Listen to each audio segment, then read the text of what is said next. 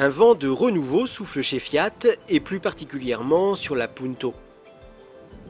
Lancée le 20 octobre, la Grande Punto est le maillon essentiel dans le programme de relance du groupe Fiat.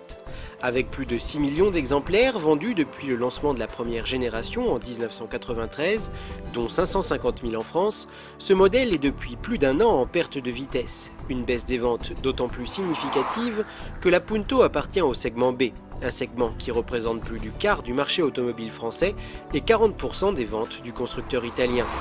Pour réussir à remonter la pente, Fiat a misé avec cette Grande Punto sur une nouvelle plateforme à empattement long, 2,51 m, qui assure notamment une plus grande stabilité à l'auto. Les aspérités de la route sont mieux filtrées et le guidage est plus précis grâce à l'emploi de nouveaux cils en bloc plus larges. La direction est toujours assistée électriquement grâce au système Dual Drive et la fonction City permet toujours de manœuvrer avec autant de confort.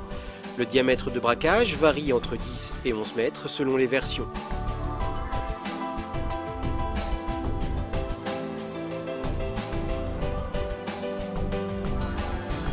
Deuxième atout de la Grande Punto, son style. Et côté design, Fiat frappe un grand coup. Réalisé par Giugiaro en collaboration avec le centre de style Fiat, le dessin de la Grande Punto marque un retour vers la tradition de l'automobile italienne. La Grande Punto est séductrice, sportive et élégante. Elle ose même afficher des références à Maserati dans sa face avant.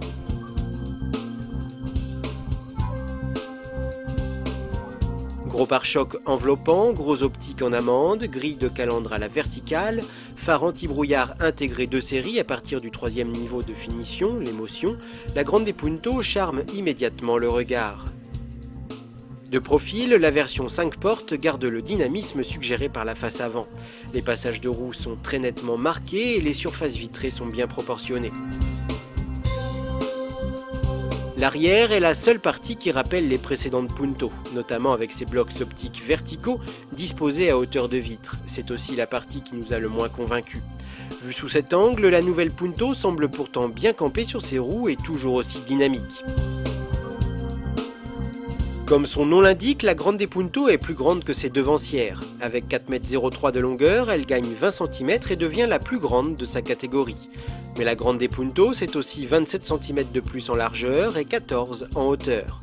Un embonpoint qui se retrouve à l'intérieur avec une habitabilité augmentée. Seule la Clio 3 propose légèrement plus d'espace. Les finitions sont de bonne qualité, les ajustements ne présentent pas de défauts, mais les plastiques par contre ne sont pas à la hauteur. Bizarrement, nous avons préféré les versions d'entrée de gamme. Fiat ayant opté pour l'utilisation de mélanges chromatiques pour les plus hauts niveaux d'équipement, augmentant encore le contraste entre les plastiques lisses et rugueux.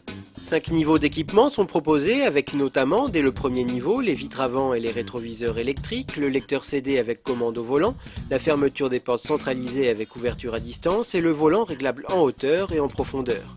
Notre version Émotion disposait en plus de la climatisation automatique bizone, des volants et pommeaux de levier de vitesse en cuir, des capteurs de pluie et du régulateur de vitesse. À l'arrière, les passagers seront bien installés et 2 sièges bébés pourront être utilisés grâce à la présence de 2 fixations isofixes. À l'avant, le confort est encore de rigueur avec des sièges très enveloppants.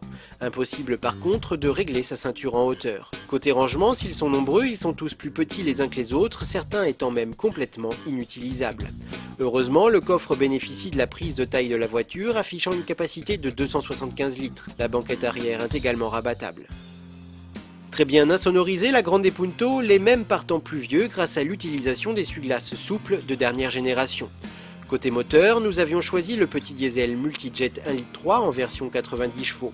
Avec 15 chevaux de plus que la version présentée il y a 2 ans, ce tout petit bloc diesel voit ses performances à la hausse et sa consommation à la baisse. Il permet à la Grande Punto d'atteindre 175 km/h en vitesse de pointe en ne consommant que 4,6 litres au 100 km en cycle mixte.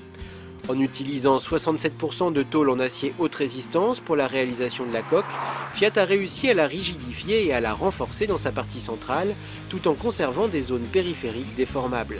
Allié à des airbags rideaux et frontaux, à l'ABS de série pour toutes les finitions, Fiat fait de la Grande Punto l'une des voitures les plus sûres du marché. Elle a d'ailleurs obtenu 5 étoiles sur 5 au crash test Euro NCAP. Des airbags de genoux seront disponibles en option à partir de juin 2006, D'ici là, en janvier, ce seront des capteurs de pression des pneumatiques qui seront également proposés. Attention toutefois au revers de la médaille, les freins sont tellement assistés qu'ils deviennent très sensibles. Un petit temps d'adaptation se révèle nécessaire.